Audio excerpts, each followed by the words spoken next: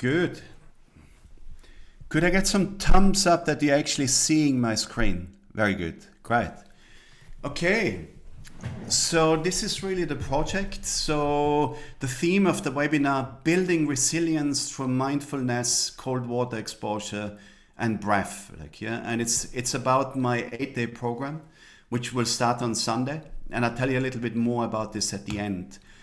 Now, just to bring in advance, this is about exactly what it says, actually. It's not about sea swimming, so it's about exploring cold water in a safe and in a safe context, so there's a lot of considerations when you start swimming in the water and you're swimming out of your depth. And I'm actually not a sea swimmer. I sit in cold waters and I swim a little bit, but I wouldn't be qualified to teach you anything about winter sea swimming. That's a whole different project. And there's a lot of good information and groups, but my take is really slightly different. It's really about using your mind and using your mindset and your preparation to meet the cold water and actually stay in it in a still and calm way and witness the adaptation of the body. And that's really a very precious, it's a very precious moment that you may actually miss if you're doing lots, swimming, and so you may actually never really get this real powerful experience of our bodies adapting to intense situations. Good. So I'm going to show some slides to you and I'm just going to run them by, and you're going to get a sense then where I'm coming from. So what do we see? We see some jungle environment and some human beings. So probably very specialized plants. Sorry, I just need to mute. Specialized plants, specialized animals, and human beings. Then we look into the desert landscapes. What do we see? A very barren landscape with hardly any plants, very specialized animals, and human beings. We look into the high altitudes, and what do we see? Barren environments with specialized animals and human beings. We look into the snow landscapes, the cold landscapes on this planet. Again, specialized animals, hardly any plants, and human beings. The wetlands, again, specialized animals, specialized plants, and human beings. So really the takeaway from this, wherever you look on this planet, we see a variety of very specialized plants and animals, and we always see human beings. Almost everywhere we meet human beings. So in some ways the message from this is really we are incredibly adaptable creatures. So wherever we go over the development of humanity, we've found all those niches and managed to inhabit places that other animals can't inhabit that freely. And part of this is the tribal aspect and the way we form communities, but underneath it all is really, we have very resilient bodies.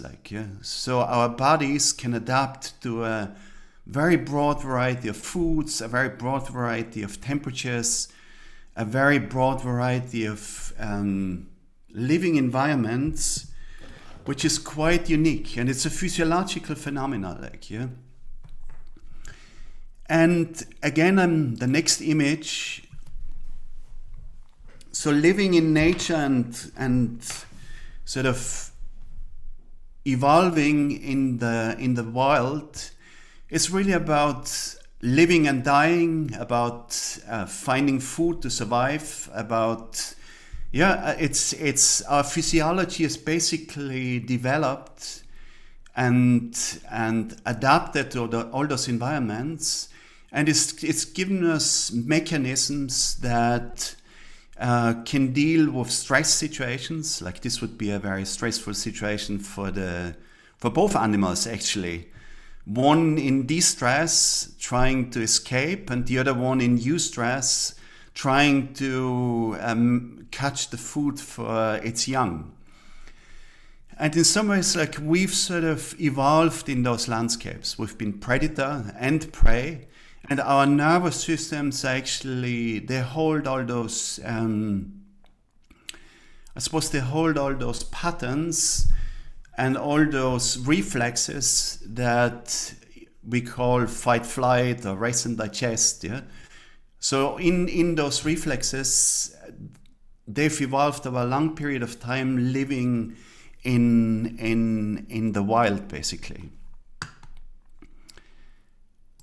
So now if we look at our modern environment, like, so again, I move onwards. So again, we see environments where, again, hardly any animal, some selected plants, and lots of human beings, yeah? And then the next one, certainly no animal and no plant, but still human beings, yeah? And we can already see the images here, the last two images. That's a very different environment that we've created for ourselves than the wild conditions that we've evolved in, like, yeah. And in some ways, whilst we are living in the safest and most protected environments, our nervous system has become sort of vulnerable to become overwhelmed and sort of run those underlying stress reflexes that were designed to run away from tigers, climb up trees very quickly. Like, so we can recycle those processes, and they often sort of run in the background. And even though there's no real predator chasing us, we still behave and feel as if there was a predator threatening us, yeah? And the environmental conditions themselves, so this has become the new danger in our life, like, yeah. So this is a thermostat. It sort of shows this sort of 1 degree constant, yeah. So we've created environments when it gets cold outside. We have a thermostat, and the heating system kicks in and warms the place to 21. When it gets too hot, the cooling system kicks in and cools the place to 21. Yeah, but we've created environments which are more or less constant. So there's no extraordinary stimuli in the environment. And unless I seek it, I could be exposed to this just constant comfort level.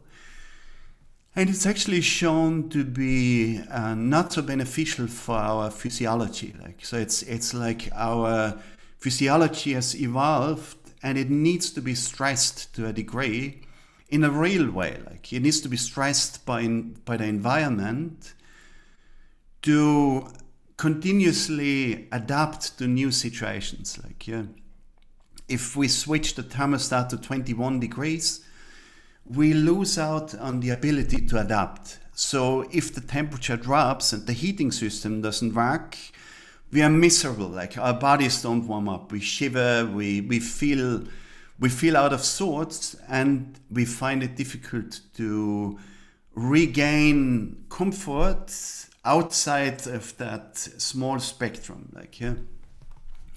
And in some ways it's a big problem, and that's exactly where I'm sort of pitching this whole program.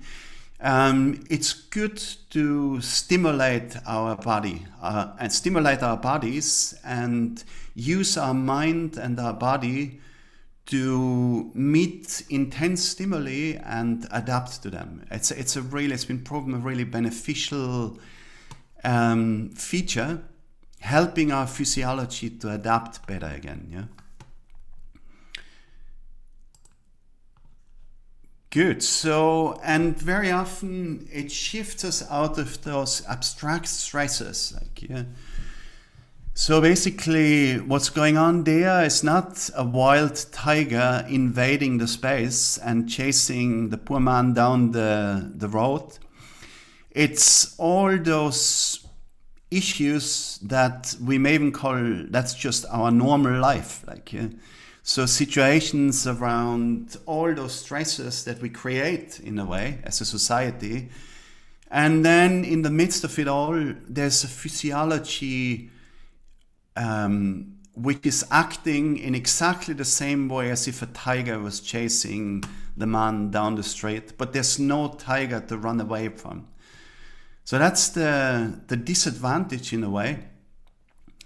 If you can't run away and succeed, there's never a successful completion. So we are always in this sort of low underlying stress state that is difficult to switch off, and it's plaguing our mental space, and it's also a really big contributor to lots of issues that arise in our body, like, yeah, disease patterns that arise. Yeah. So stress in a way is always something to do with health, like, yeah, because it's like an investment system. Our physiology is either investing into rest and repair and maintenance, or it's investing into upregulating and mobilizing and running stress reflexes. Yeah, you can't do both at the same time. Yeah. And we get stuck in it, like, so it's very easy. I've been in this place, like, and thank God it's long gone, but I really felt, that's when I saw the image, I really felt, wow, I really felt like that, like, yeah. And yeah, I've spent a lot of time sort of realigning my life, like, yeah, so I don't end up in that place again.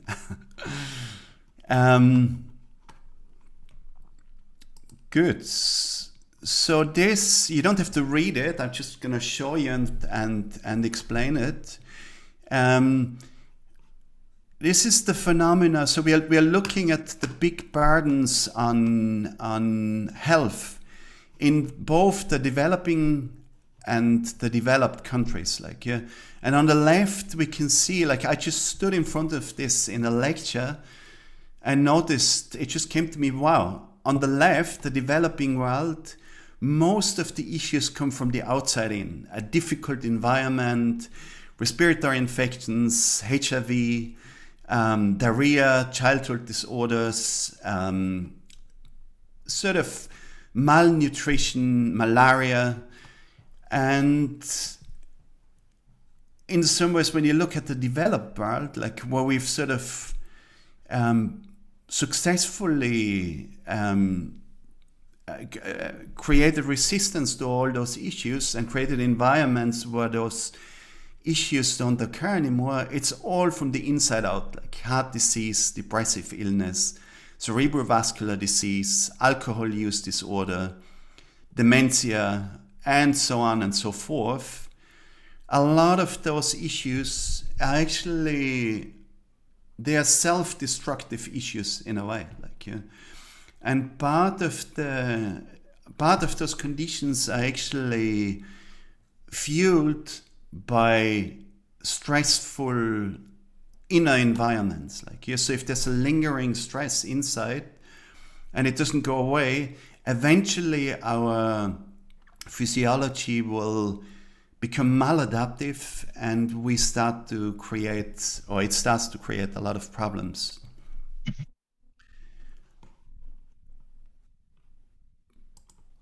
And the proposal is we can switch off stress, like, yeah.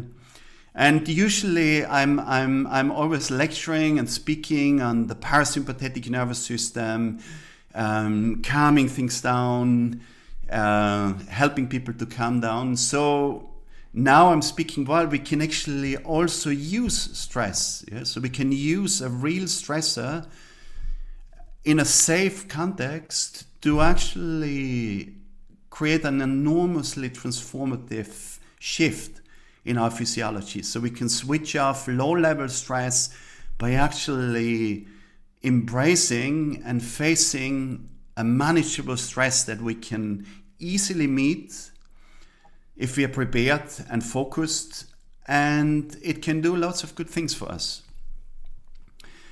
So my background a little bit, I learned a lot from my Aikido teacher, so 35 years of sincere practice of a martial art, Japanese martial art, and this is my teacher. And in some ways, Aikido is really works with this idea, like a mild stress in a safe environment helps us to build resilience. And there's a lot of practice, traditional practice, like I was introduced to, like the Misogi practice, where we seek cold water exposure, where we chant, we do all sorts of breathing rituals.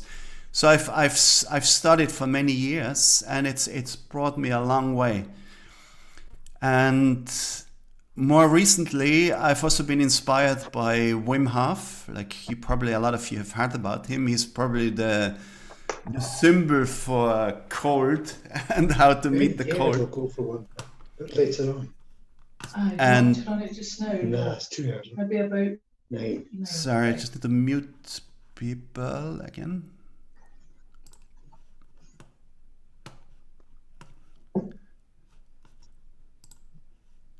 Just a second. Participants. Great. Okay. Yes. So Wim Hof. I've met him several times. I'm actually on his master's program at the moment, waiting for COVID to calm down so I can travel. And yeah, really inspiring personality. So he's a man who's really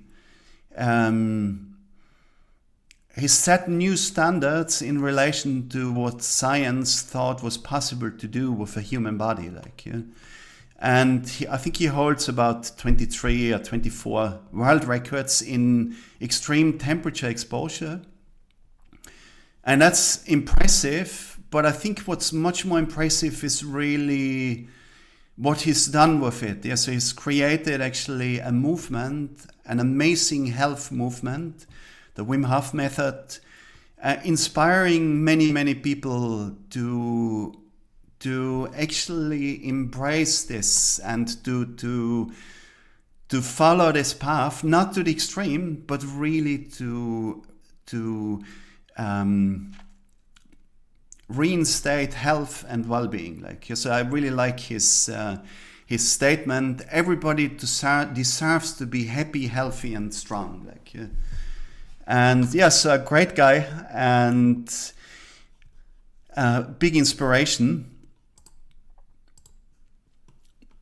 Now what I'm doing is actually slightly different. So the method that I'm proposing and the system that I'm actually also teaching and that I'm qualified in is called Soma Breath, and it's actually based on Indian pranayama techniques, a sort of a modern system which uses the breath and breathing techniques in all sorts of different contexts. So it's a very broad spectrum of breath therapy and breath work that includes hot and cold temperature exposures and using specifically designed breathing techniques to help this process of adaptation. So that's what I'm teaching in the 8th day. And yes, So let's look a little bit into just a basic understanding. Like, so inside our nervous system, we've got those two branches that I've already mentioned. And it's a little bit like this balancing act that is going on inside of our central nervous system based on the big basic question, is this safe or is it not? Like, is this a safe environment so I can relax and digest? Or is this a threatening environment that I need to mobilize and defend against? That's going on all the time in our unconscious autopilot, like our nervous system assessing and regulating our physiology accordingly. If the answer is it's not safe, more stress hormones, more energy into the muscles. So firing up the body is a nice metaphor that I like to use. Like, so the sympathetics, it fires up the body and it actually generates heat. Yeah, the energy goes to the muscles. We are primed to act at our strongest. Like, yes, so running away and mobilizing energy to do so or to fight, that's all the sympathetic pathway. And the other side, the parasympathetic, that's really the cooling.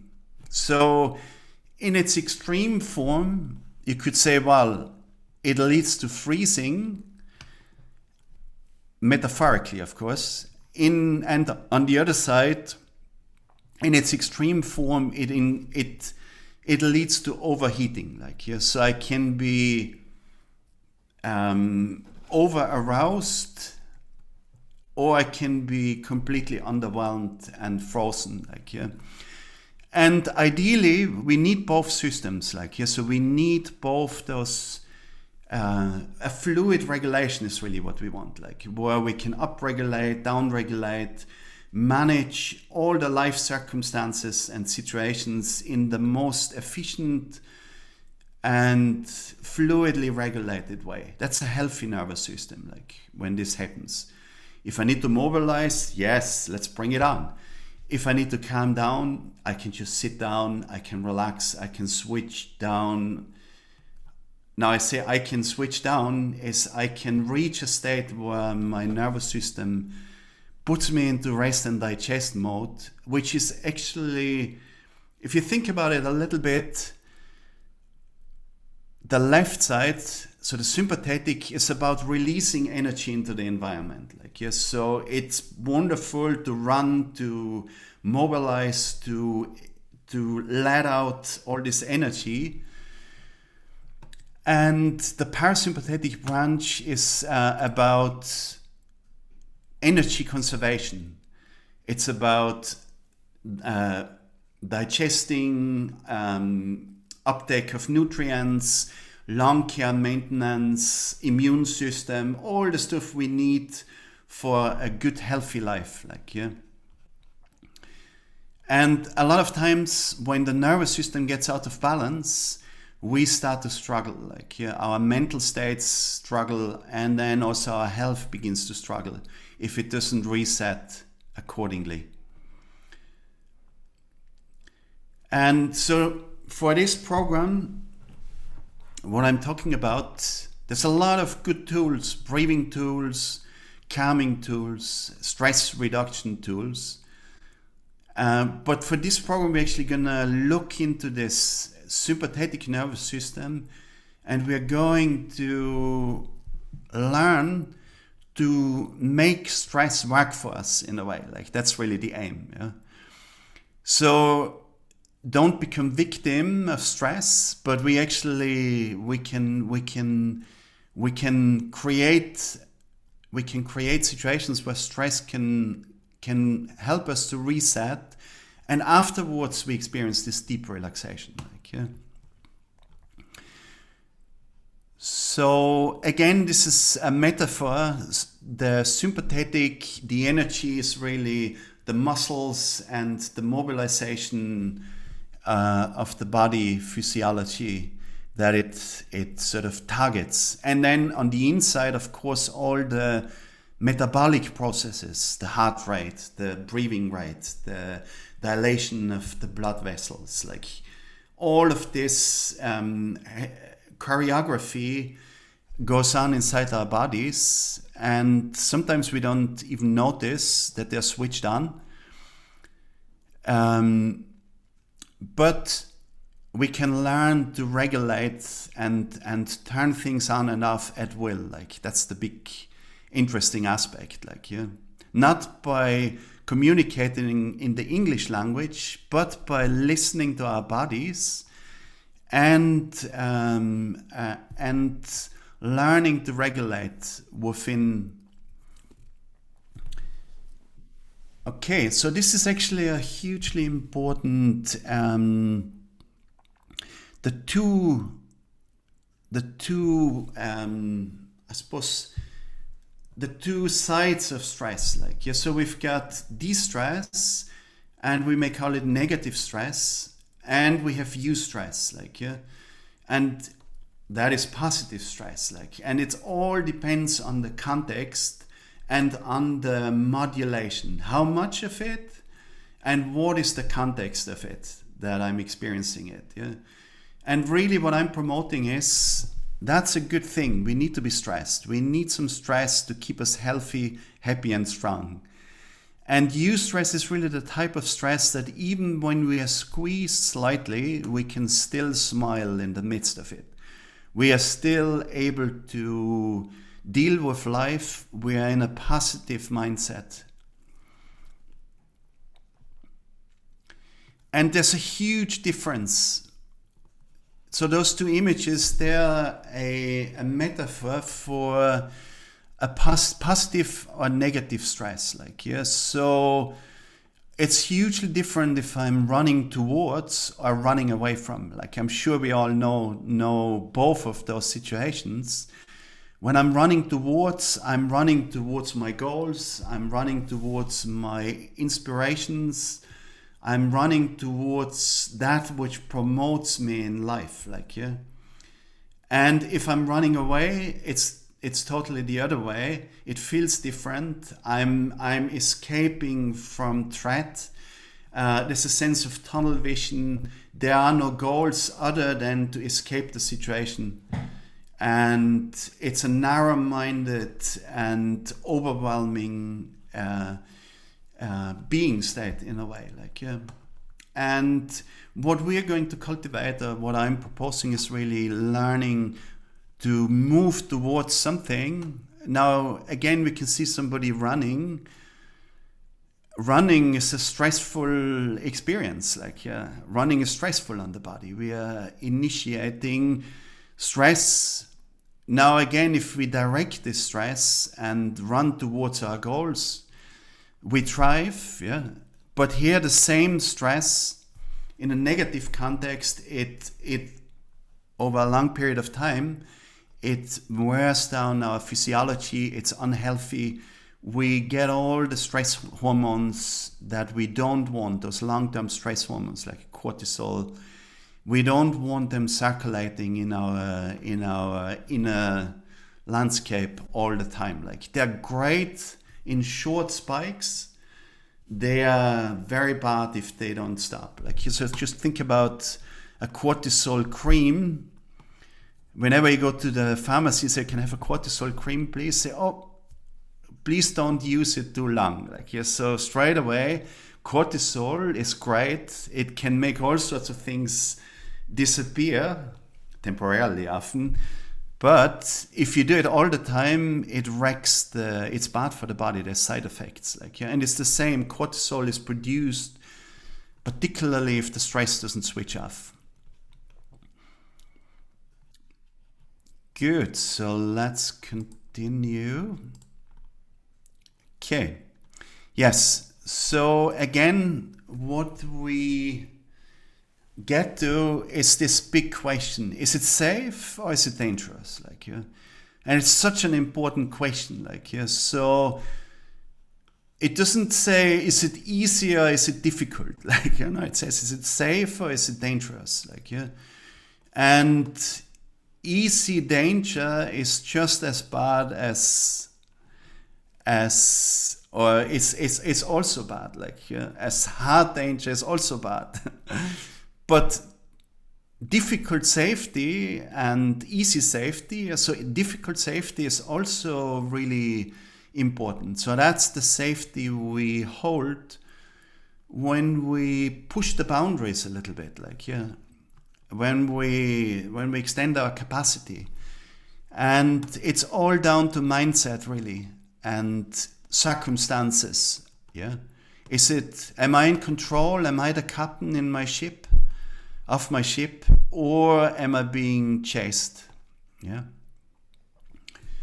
And this is a really nice one. So to bring us to the actual biological benefit, So there's some other curves. So this is called hormesis response, So hormesis is actually that a dose-dependent effect on biological systems. It's not just about us; it's about all biological systems.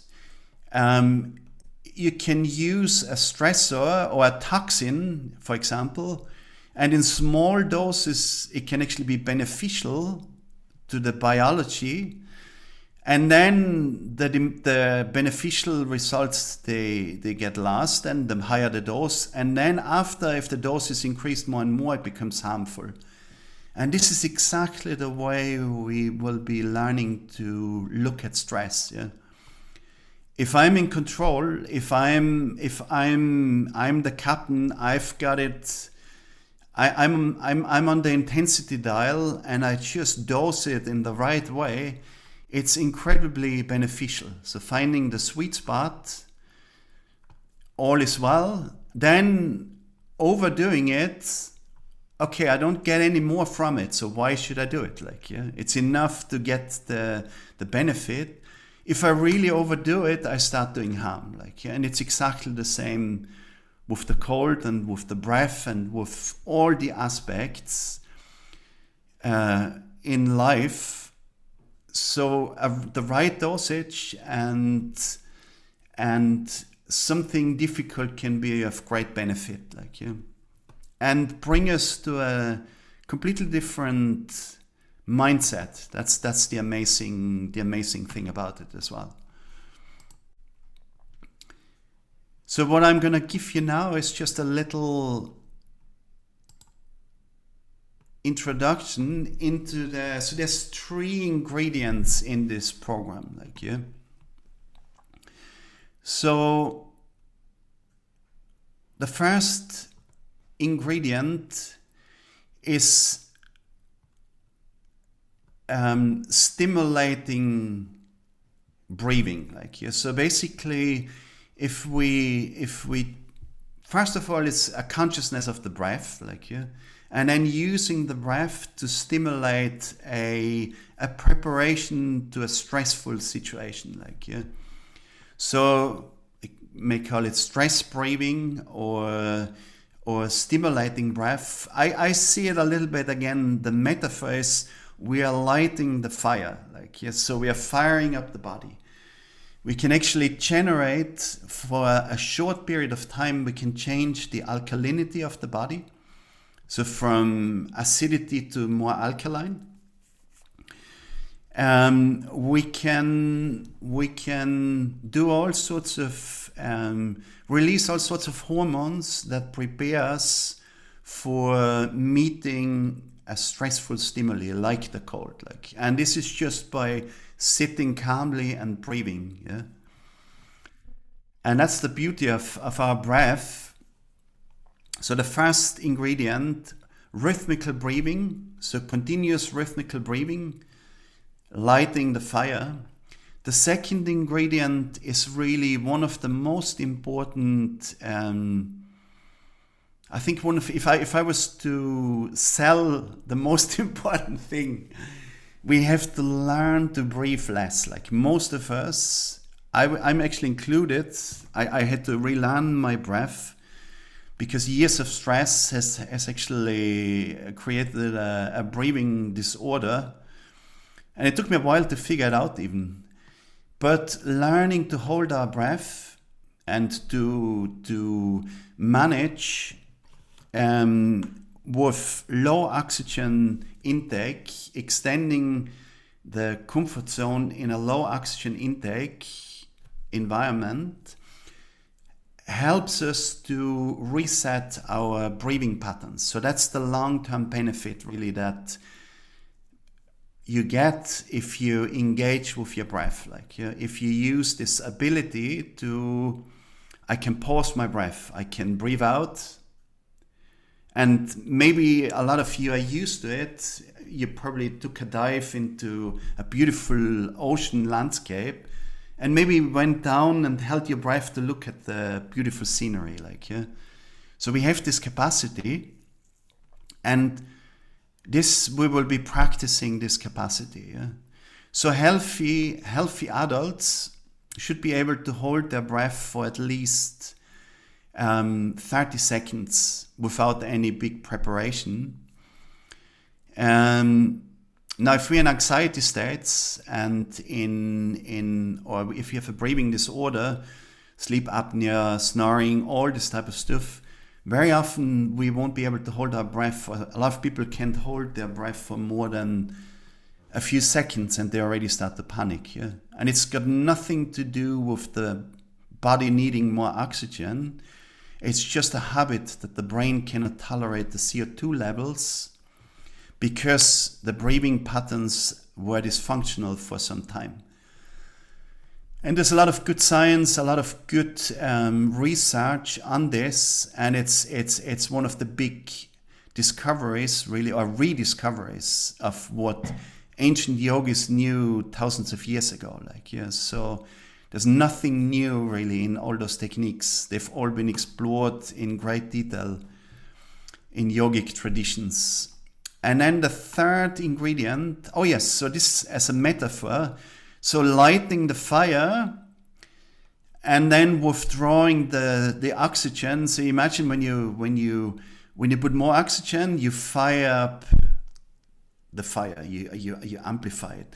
When you withdraw oxygen, you calm it down. Like, yeah, so the fire goes down. Like, yeah.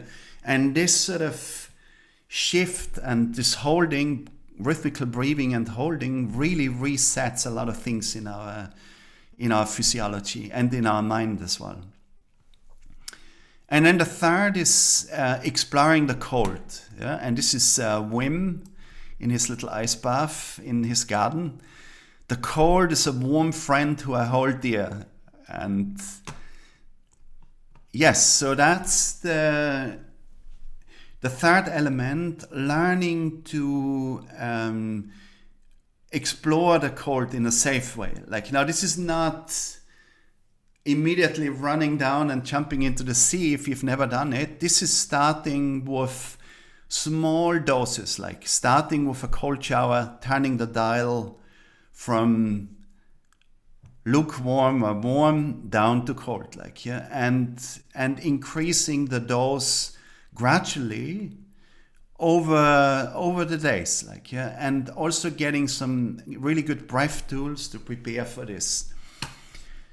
And then one of the possibilities is then to also explore this in a cold water body. So going to join a group of sea swimmers or cold water people and try it out, like, yeah. Or have an ice bath in your bathtub. So there's a lot of possibilities. And again, in the previous program, I got an amazing amount of great feedback from people. Love it. Like, yeah, there's something that happens when we start to explore it. And very often it's a surprise in, wow, I hated it. And now I think, gosh, this is amazing. Like, yeah. There's something in this when we feel the body calmly adapt in the midst of an environment that you instinctually want to scream and run away from initially. That's a big thing. Like, that's really big. It's such a precious moment. Like, I love it over and over again, witnessing this power of our physiology. Good. So I'll talk a little bit, a few of the benefits. Rhythmical breathing actually can shift us from negative mindsets into positive mindsets. Like every flow state that we experience has something to do with our breath. Yeah. If we're in a flow state, whether you're dancing, whether you're running, whether you're walking, you're breathing in a very consistent rhythmical way. Your breath does not disturb your state. Yeah. And we can use the breath to actually initiate and start to get into a state like that. Yeah. And shift from wherever we are into a state of flow. So this is rhythmical breathing. Yeah? If we breathe, then it's called controlled ventilation. You can look at it, or it's been well researched. You can shift your heart variability curve, actually goes from this fragmented zigzag pattern into this beautiful sine wave, which basically shows you, wow, there's flow. But you don't need to see it on the screen because we feel it in our bodies. Yeah. It's about efficiency. It's about just being in the state that promotes that just optimal distribution of resources. And it's a wonderful state to be in. We should be in it a lot more often. And then this is intermittent hypoxia is really breath retention. So breath holding and learning to extend the capacity to hold our breath is, there's a lot of benefits, physiological benefits, and there's just a few of them listed. There's a much bigger list, but it increases the oxygen carrying capacity in our blood. So we develop more red blood cells, with more capacity to bring oxygen around the body. It increases the brain blood flow, So by holding the breath, we actually release a lot of the oxygen we've stored in our blood into the tissue cells, into the brain, into everywhere in our body that needs the oxygen. Yeah, so that's really it's called the oxygen paradox. Yeah, that by building CO2 levels, you actually get more oxygen released from your blood into your cells. And you benefit mentally, you benefit physiologically. It enhances your ability. It enhances the innate immune function. So it helps the immune system. It provides a net anti-inflammatory effect. So again, long-term stress, really the physiological manifestation is really inflammatory conditions in our body. Continuous inflammation at different levels eventually kills us. It promotes disease in the body. So turning off and resetting the immune system is one of the powerful pressures you get from it. It lowers blood glucose, and increases insulin sensitivity. So it's good, again, high blood sugar levels and insulin deficiency. Again, a big, huge pandemic in our culture. And again, promoting inflammatory conditions in the body, that we want to switch off. And it improves resilience. So there's this amazing research now around adaptation that seems to show that basically by learning to meet one stressor, so learning to meet the cold or learning to meet the breath retentions and the breath in a way, can give you all sorts of other adaptive benefits. So people who can hold their breath longer also adapt easier to hot environments, or people who learn to adapt to cold also adapt to heat. So there's this cross adaptive benefit that you get, and also adapting to other stresses in life. So basically I would propose that by embracing this real stressful stimuli, we become more open and more willing and more able to embrace any stress meeting us. And that's a huge benefit, really. It's a different life that we start to create. Cool. So the third ingredient, so about the cold, is really, in a way, it's helping us to gain access to a very important network in our body that we are, as culturally, we are deprived very often. We're head beings, we think our way through the world.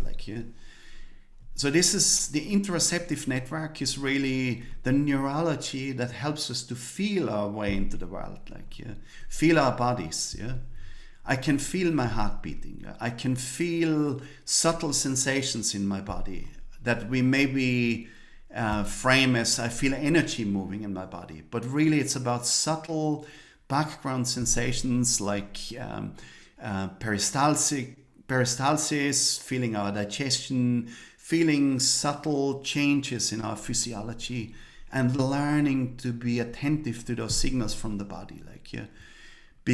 Helps us to become much more attuned to what we really need, what our body wants to tell us. And very often we don't hear it at all until it starts to scream, and usually the message, the screaming message from our bodies is usually pain, especially maladaptive, chronic pain. It's really a body screaming. It's got nothing to do with the needs of the physiology, or not even with a damaged body. It's about a brain being out of sync. It can't feel the body in a sufficient way to regulate. And there's some really good research around interoception is actually very important to switch off pain, chronic pain. So the more we feel, the more spectrum we feel, the less pain we feel. This is, again, I'm talking about chronic pain, or even learning to deal with acute pain. Acute pain is adaptive. It's about a damaged body and the brain telling us you need to do something about it. But after a certain amount of time, if the pain doesn't go away, and I see a lot of people in chronic pain, it's a maladaptive process. It's about the brain having lost its ability to sort of reset. So that's all that I'm going to present you with today on the theory. So basically the message is, it's really good. You will benefit on a lot of different levels. It's interesting. It builds community. So the way I structure it with 2 Zoom sessions, a group session in the beginning and at the end. Then there's stress. There's stress breathing recordings, guided ones, that you receive. There's warm-up routines, so you can use breath to warm up your body. So again, turning on the fire after your cold, and also then the preparation routines and the warm-up routines. And then there's also a daily breath practice that you receive, then a guided breath meditation that you can use for just everyday life. Whenever you feel, wow, I'm out of sorts, it's the type of breath that I would recommend to reset and to change the state. Yeah. Cool. So what I'm proposing now is